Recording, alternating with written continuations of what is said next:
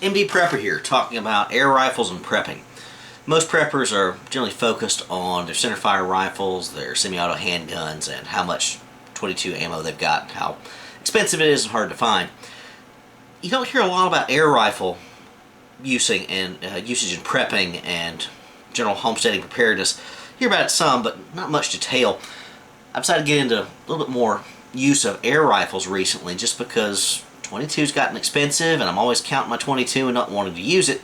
I was sitting around the backyard the other week looking at a squirrel in the tree, saying, you know, if I had that old air rifle that I had when I was a kid, I could probably drop that squirrel. It's close enough. I've been sitting here long enough. Why not?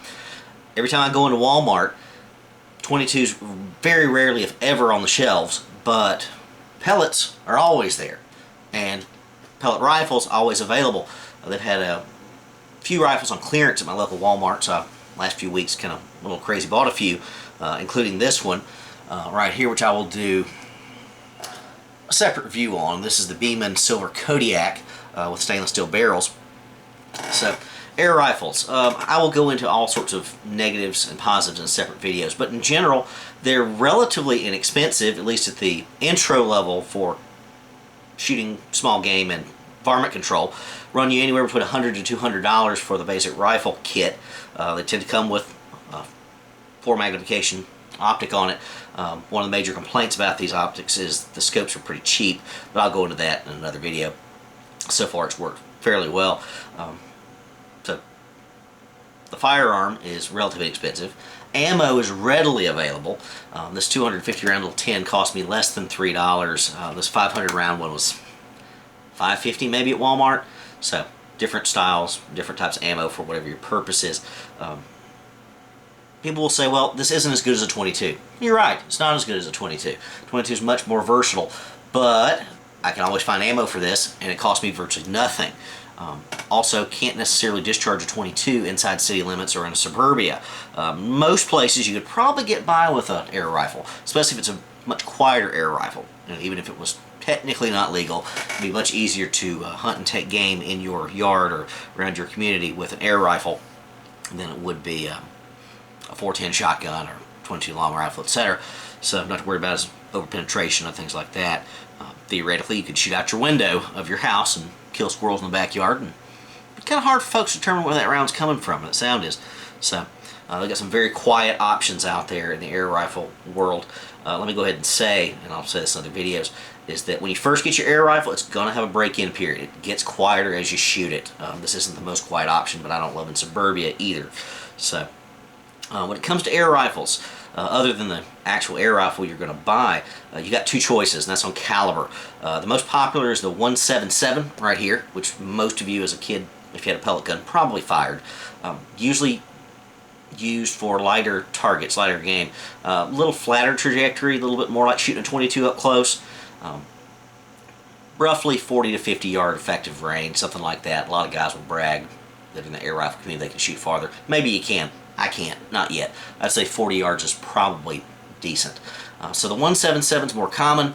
It's very cheap, very effective. Lots of options, even just at the local Walmart, for different types of hunting ammo and accurate style ammo.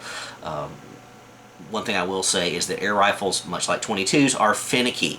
They're not finicky about loading ammo like a 22 long rifle, but they're finicky about their accuracy. So don't just buy as much of this as you can get. Buy multiple packs of ammo and multiple brands and styles and figure out what works best in your rifle. That goes for both the 177 and the 22. Let me say the 177 is for feathers, generally, and the 22 is for fur. Now that's not hard and fast rule, but for 177, if you're shooting birds, crows, or pigeons, or what have you, this is the way to go. This will easily take a squirrel, no problem.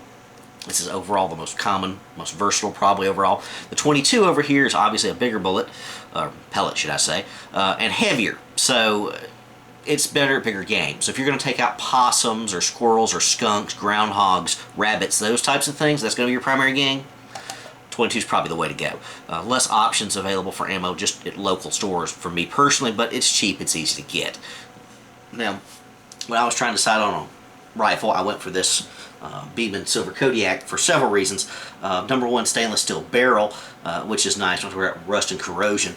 Polymer stock, so out in the rain and gunk, I don't have to worry about it too much. Fairly lightweight for compared to air rifles. But the biggest thing that got me sold on buying this one was the fact that it came with 2 barrels. It comes with a 177 barrel that I've got on here, and it comes with another 22 barrel. So I can decide and switch between what I want depending on what I'm hunting. Now, the downside of that is every time you switch out the barrel, you have to sight in the scope again. So it's not something you're going to do readily. I put the 22 on to start with, fired 50 pellets through, and decided to go for the 177, had to sight it back in. So that's what I've got on here now, is the 177. Now that is not a silencer on there, that's a muzzle brake, which, how much do you really need that with an air rifle? I don't know that you do. You will see some reviews out there on the internet talking about recoil and air rifles, and you know which one's got the better rubber butt pad. Yeah, whatever.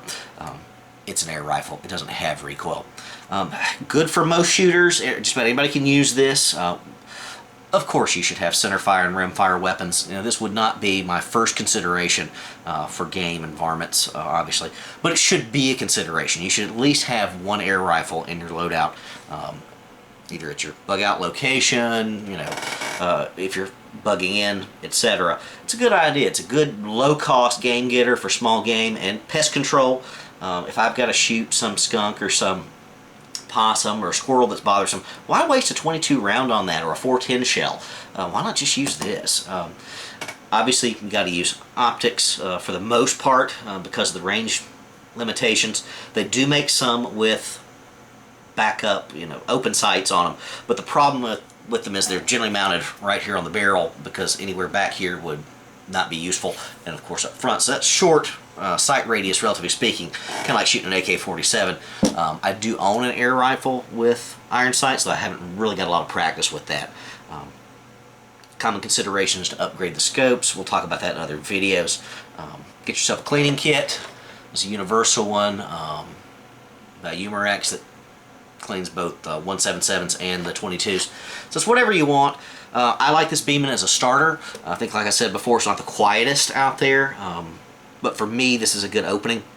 We'll talk about this more in detail, but really, you should consider adding an air rifle, especially, at least in my area, since they've offered some of their better budget entry-level hunting rifles, air rifles, in the clearance section. Oh, another thing I'll say about the actual rifles. If you're shooting 177, you're going to want a rifle, air rifle that can fire that at a speed of about 1,000 feet per second, sometimes up to 1,200 feet per second with alloy projectiles. For a 22 caliber air rifle, you're going to want about 800 feet per second or 850 feet per second for the larger game. So velocity does matter. Just because it's a cheap 22 that shoots 22 does not necessarily mean it's going to push it up to the speed you're going to need to kill game. So 1,000 to 1,200 feet per second, 800 to 850 for the 22s. Let me know your comments, your experience with air rifles. I haven't really shot one since I was a kid, so just getting back into it these last few months. We'll talk about it more in the future. MD Prepper out.